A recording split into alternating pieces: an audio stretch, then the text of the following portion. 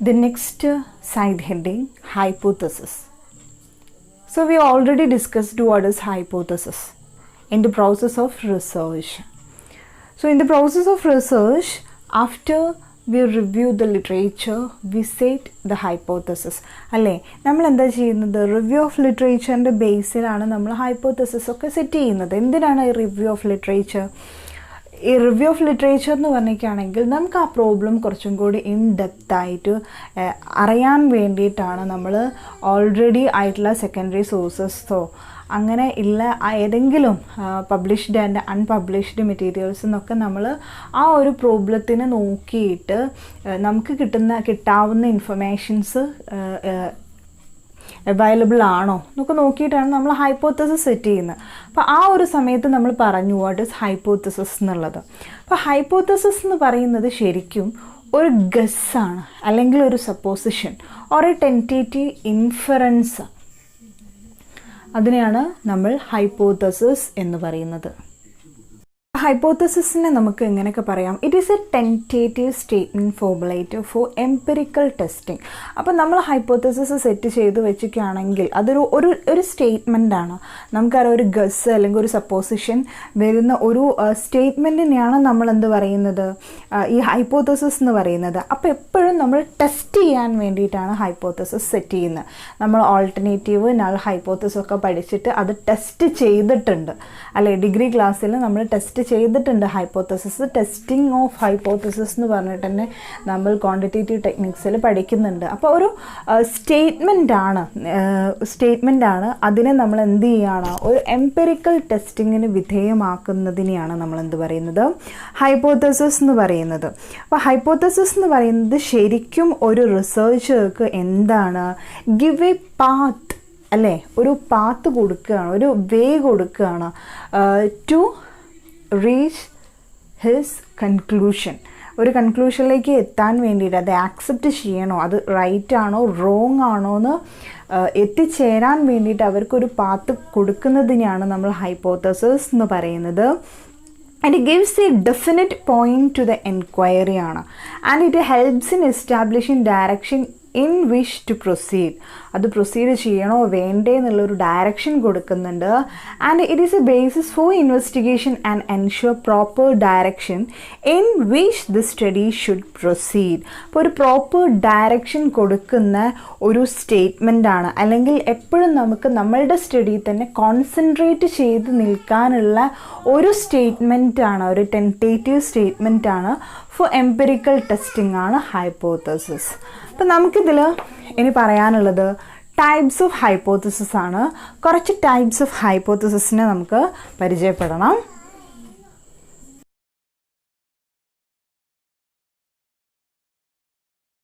നമുക്ക് ആദ്യം തന്നെ നൾ ഹൈപ്പോത്തസിസ് എന്താ നോക്കാം. കാരണം നമ്മൾക്ക് പരിചയമുള്ള രണ്ട് ടൈപ്സ് ഓഫ് ഹൈപ്പോത്തസിസ് എന്ന് പറയുന്നത്, first one is null hypothesis and second one is alternative hypothesis. നമ്മൾ അതായത് ഡിഗ്രി ക്ലാസ്സിലൊക്കെ നമ്മൾ ഹൈപ്പോത്തസിസ് സെറ്റ് ചെയ്യുന്ന സമയത്ത് നൾ ഹൈപ്പോത്തസിസും ഓൾട്ടർനേറ്റീവ് ഹൈപ്പോത്തസിസും നിങ്ങൾ സെറ്റ് ചെയ്തത് നിങ്ങൾക്ക് ഓർമ്മ ഉണ്ടാകും. കാരണം നൾ ഹൈപ്പോത്തസിസിനെ നമ്മൾ എപ്പോഴും ഡിനോട്ട് ചെയ്യുന്നത് H0 ആണ്. ഫേസ്റ്റ് നമ്മൾ കൊടുക്കുന്ന ആ ഒരു ഹൈപ്പോത്തസിസിനെയാണ് നമ്മൾ എന്ത് പറയുന്നത്, നൾ ഹൈപ്പോത്തസിസ് എന്ന് പറയുന്നത്. നിങ്ങൾക്ക് എല്ലാവർക്കും അറിയാം. അതിൽ നമ്മൾ സെറ്റ് ചെയ്യുന്നത് എന്താണ്, പാരാമീറ്ററും അതുപോലെ തന്നെ സാമ്പിളും തമ്മിലുള്ള ആ ഒരു വാരിയബിൾസ് തമ്മിലുള്ള ഒരു റിലേഷനെയാണ് നമ്മൾ അവിടെ സെറ്റ് ചെയ്യുക. No significance difference exist between the variable concerns. ഇപ്പോൾ population mean and sample mean, no significant difference exist between population mean and sample mean, അല്ലെങ്കിൽ പോപ്പുലേഷൻ മീൻ ആൻഡ് അല്ലെങ്കിൽ വേറെ ഏതെങ്കിലും ഒരു വാരിയബിൾസ്. അങ്ങനെ നമ്മൾ റിലേഷൻ വെച്ചിട്ടാണ് നമ്മൾ എന്ത് ചെയ്യുന്നത്, നൾ ഹൈപ്പോത്തസിസ് ഫസ്റ്റിനെ സെറ്റ് ചെയ്യുന്നത്. അതിനനുസരിച്ചായിരിക്കും നമ്മൾ ഓൾട്ടർനേറ്റീവ് ഹൈപ്പോത്തസിസ് സെറ്റ് ചെയ്യുന്നത്. അപ്പം നൾ ഹൈപ്പോത്തസിസിൽ എപ്പോഴും നമ്മൾ സെറ്റ് ചെയ്യുന്നത് that no significant difference exist between the variable concern എന്നാണ്. In other words, it is state that no difference exists between the parameter and the statistic being compared. അതായത് ആ parameter എന്ന് പറയുന്നത് എന്താണ്, പോപ്പുലേഷൻ മെഷർമെൻറ്റും സ്റ്റാറ്റിസ്റ്റിക് എന്ന് പറയുന്നത് sample മെഷർമെൻറ്റിനെയാണ് നമ്മൾ പാരാമീറ്ററും സ്റ്റാറ്റിസ്റ്റിക്കും ആയിട്ട് പറയുന്നത്. അപ്പോൾ ഈ ഒരു രണ്ട് തമ്മിലുള്ള ആ ഒരു റിലേഷൻ നമ്മൾ സ്റ്റേറ്റ് ചെയ്യുന്നതിനെയാണ് null hypothesis. There is no significant difference എന്ന് പറഞ്ഞിട്ടാണ് നമ്മൾ നൾ ഹൈപ്പോത്തസിസ് സെറ്റ് ചെയ്യുന്നത്.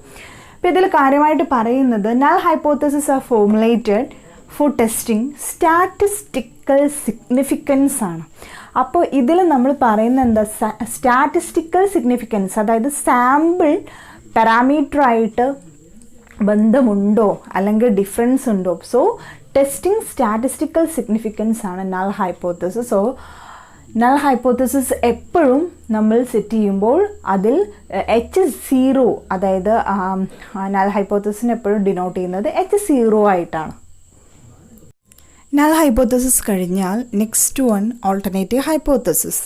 സോ ഓൾട്ടർനേറ്റീവ് ഹൈപ്പോത്തസിസ് എപ്പോഴും നമ്മൾ സെറ്റ് ചെയ്യുന്നത് നൾ ഹൈപ്പോത്തസിസ് ആണ്. Null hypothesis there is no difference between the existing variables എന്ന് പറയുകയാണെങ്കിൽ there is difference between the existing variables ആയിരിക്കും alternative hypothesis. Contradictory to null hypothesis ആണ്. എപ്പോഴും നമ്മൾ നൾ ഹൈപ്പോത്തസിസ് എന്താണോ അതിൻ്റെ ഓപ്പോസിറ്റ് ആയിട്ടോ അല്ലെങ്കിൽ അതിൽ നിന്ന് ചേഞ്ച് വരുത്തിയിട്ടോ ആണ് ഓൾട്ടർനേറ്റീവ് ഹൈപ്പോത്തസിസ് സെറ്റ് ചെയ്യുന്നത്. എന്തിനാണ് നൾ ഹൈപ്പോത്തസിസും ഓൾട്ടർനേറ്റീവ് ഹൈപ്പോത്തസിസും സെറ്റ് ചെയ്യുന്നത്? നമ്മൾ ഈ നൾ ഹൈപ്പോത്തസിസും ഓൾട്ടർനേറ്റീവ് ഹൈപ്പോത്തസിസും സെറ്റ് ചെയ്തിട്ട് നമ്മൾ റിസർച്ചിൻ്റെ പ്രോസസ്സിൽ അവസാനം ഒരു കൺക്ലൂഷനിൽ എത്തും. അത് നമുക്കറിയാം, റിസർച്ചിൻ്റെ ഹൈപ്പോത്തസിസ് സെറ്റ് ചെയ്ത് കഴിഞ്ഞിരിക്കുകയാണെങ്കിൽ നമ്മളുടെ ആ ഒരു പാത്ത് ഫുള്ളും കോൺസെൻട്രേറ്റ് ചെയ്ത് കിടക്കുന്നത് ഹൈപ്പോത്തസിസിൻ്റെ ബേസിലാണ്. ഹൈപ്പോത്തസിസ് എന്ന് പറയുന്നത് നമ്മളുടെ ആ ഒരു റിസർച്ചിൻ്റെ ടോപ്പിക്കിൽ കോൺസെൻട്രേറ്റ് ചെയ്ത് നിൽക്കാൻ വേണ്ടി നമ്മളെ സഹായിക്കുന്ന ഒരു സ്റ്റേറ്റ്മെൻറ്റാണ് ഈ ഹൈപ്പോത്തസിസ് എന്ന് പറയുന്നത്. അങ്ങനെ അതിൽ കോൺസെൻട്രേറ്റ് ചെയ്ത് കഴിയുമ്പോൾ ഈ നൾ ഹൈപ്പോത്തസിസിൻ്റെ ബേസിൽ നമ്മൾ ലാസ്റ്റ് ഒരു കൺക്ലൂഷനിലെത്തും.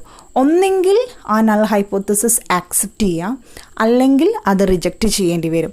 റിജക്റ്റ് ചെയ്യുമ്പോൾ ഓട്ടോമാറ്റിക്കലി നമ്മൾ ഏത് ആക്സെപ്റ്റ് ചെയ്യേണ്ടി വരും? Alternative hypothesis. അപ്പോൾ ഓൾട്ടർനേറ്റീവ് ഹൈപ്പോത്തസിസ് എന്ന് പറയുന്നത് ഒരു ഓൾട്ടർനേറ്റീവ് ഹൈപ്പോത്തസിസ് തന്നെ ആയിരിക്കണം എന്നില്ല. റിസർച്ച് സ്റ്റഡിയിൽ നമ്മൾ സെറ്റ് ചെയ്യുന്നത് 1, 2, 3 എത്ര ഓൾട്ടർനേറ്റീവ് ഹൈപ്പോത്തസിസ് വേണമെങ്കിലും സെറ്റ് ചെയ്യാം.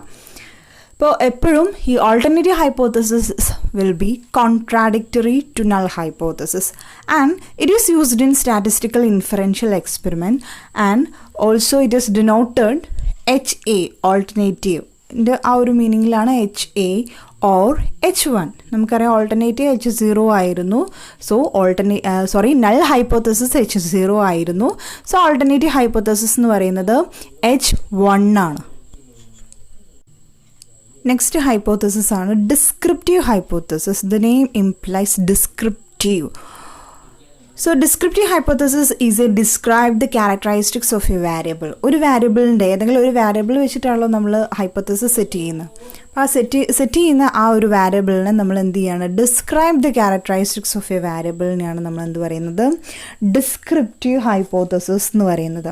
ഇതിൽ പറയുന്ന എന്താ, ഒരു എക്സാമ്പിൾ പറയുന്നത് the rate of unemployment among graduates are higher than post graduates എന്നാണ് പറയുന്നത്. അപ്പം അൺഎംപ്ലോയ്മെൻറ്റ് എന്ന് പറയുന്ന ഒരു വാരിയബിളിനെ നമ്മൾ ഇവിടെ എന്ത് ചെയ്യാണ്? ഡിസ്ക്രൈബ് ചെയ്യുകയാണ്.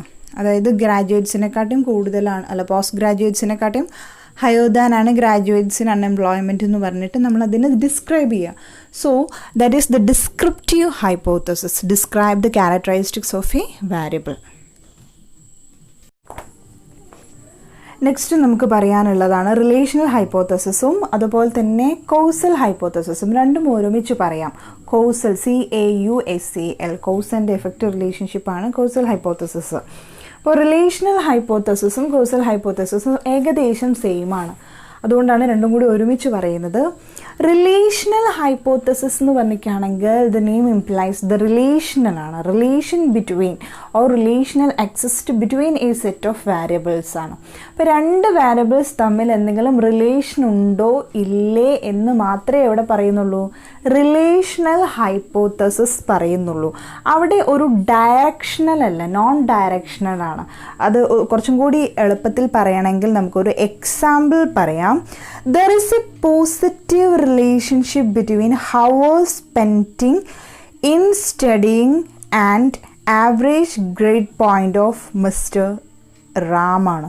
അപ്പോൾ ഇവിടെ പറയുന്നത് എന്താ? There is A positive relation between hours spending in studying and average grade point. അപ്പോൾ ഗ്രേഡ് പോയിൻറ്റും എന്താ പറയുക ഹവേഴ്സ് സ്റ്റഡി ചെയ്യാൻ വേണ്ടി വരുന്ന ആ ഹവേഴ്സും തമ്മിൽ എന്തുണ്ട്?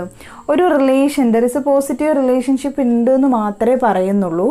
അപ്പോൾ അവിടെ റിലേഷൻഷിപ്പ് മാത്രം എക്സിസ്റ്റ് ചെയ്യുന്നുണ്ട് ഒരു സെറ്റ് ഓഫ് വാരിയബിൾസ്.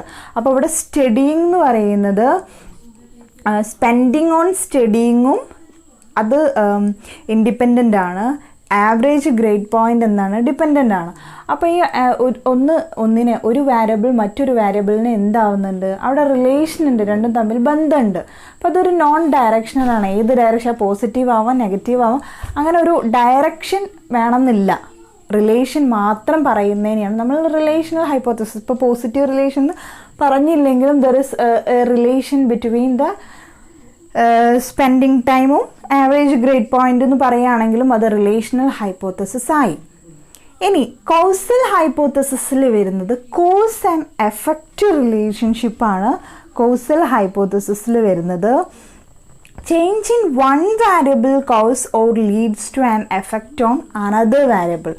ഒരു വാരിയബിളിൻ്റെ എഫക്റ്റ് മറ്റേ വാരിയബിളിനെ എന്ത് ചെയ്യുന്നുണ്ട്, അതിനെ എഫക്റ്റ് ചെയ്യുന്നുണ്ട്. അത് ഇൻക്രീസ് ആയാലും ഡിക്രീസ് ആയാലും മറ്റേതിനും എന്ത് ചെയ്യുന്നുണ്ട്, ഇൻക്രീസോ ഡിക്രീസോ ചെയ്യുന്നുണ്ട്.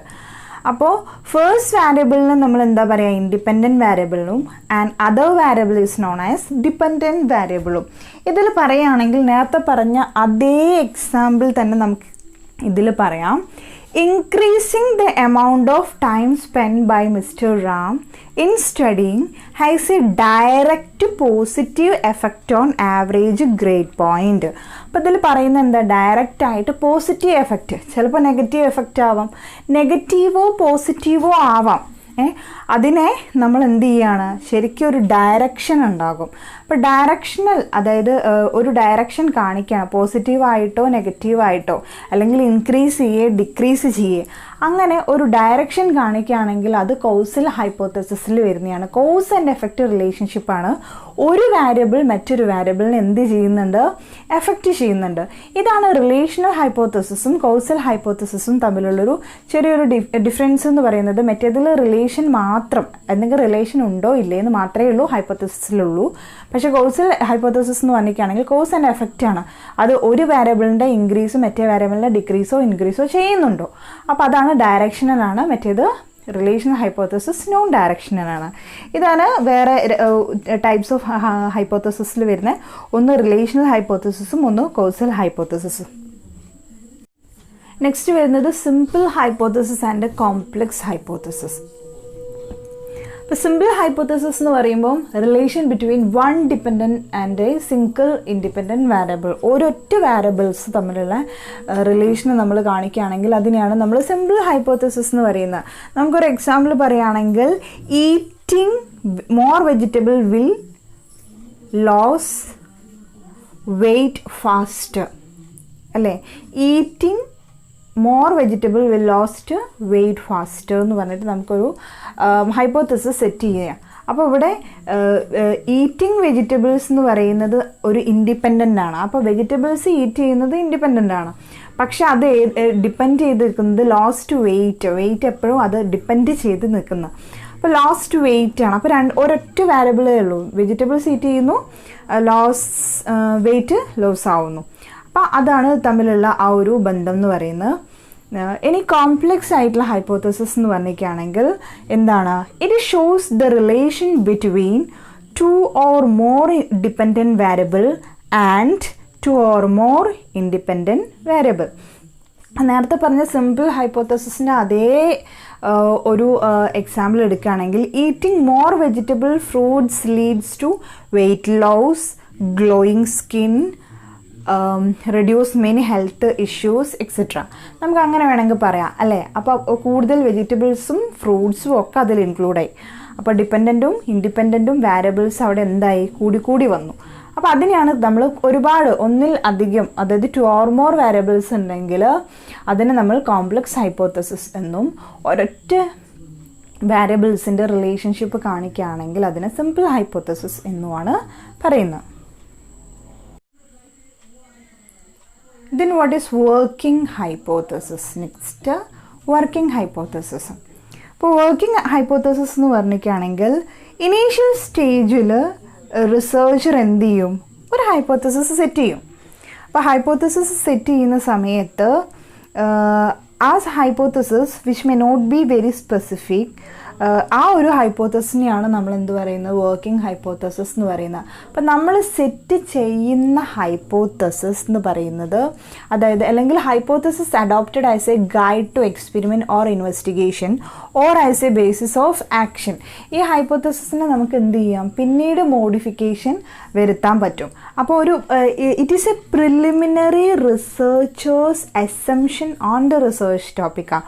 ഒരു പ്രിലിമിനറി അസംഷനാണ്. ഇതിൽ നമുക്ക് എന്ത് ചെയ്യാൻ പറ്റും, ഒരു ബേസ് ആയിട്ട് നമ്മൾ അഡോപ്റ്റ് ചെയ്യുന്ന ഒരു ഹൈപ്പോത്തസിസിനെയാണ് നമ്മൾ വർക്കിംഗ് ഹൈപ്പോത്തസിസ് എന്ന് പറയുന്നത്. അപ്പോൾ നമ്മൾ സ്റ്റഡി പ്രോസസ്സ് അതായത് പ്രോഗ്രസ് ചെയ്യുന്നതിനനുസരിച്ച് ഏതെങ്കിലും ഒരു സ്റ്റേജ് എത്തുന്ന സമയത്ത് നമുക്ക് ചെറിയ മാറ്റങ്ങൾ വരുത്തണമെങ്കിൽ ഈ വർക്കിംഗ് ഹൈപ്പോത്തസിസിലാണ് മോഡിഫിക്കേഷൻ.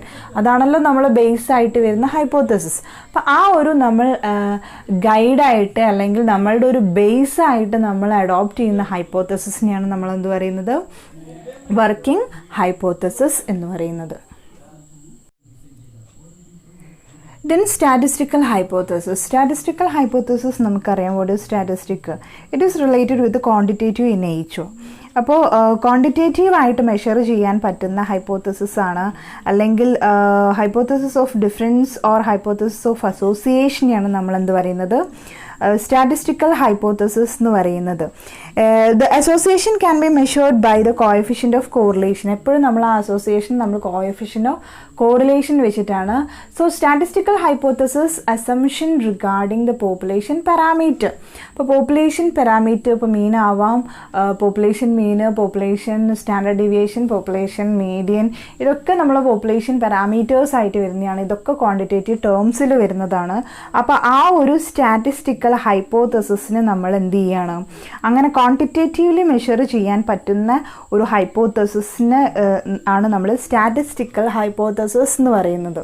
സാധാരണ നമ്മൾ ഡിഗ്രി ക്ലാസ്സിലൊക്കെ സെറ്റ് ചെയ്ത ഹൈപ്പോത്തസിസിലൊക്കെ ഒരുവിധമൊക്കെ സ്റ്റാറ്റിസ്റ്റിക്കൽ ഹൈപ്പോത്തസിസ് തന്നെയാണ്. അതാണ് സ്റ്റാറ്റിസ്റ്റിക്കൽ ഹൈപ്പോത്തസിസ് എന്ന് പറയുന്നത്. So last hypothesis is a common sense hypothesis.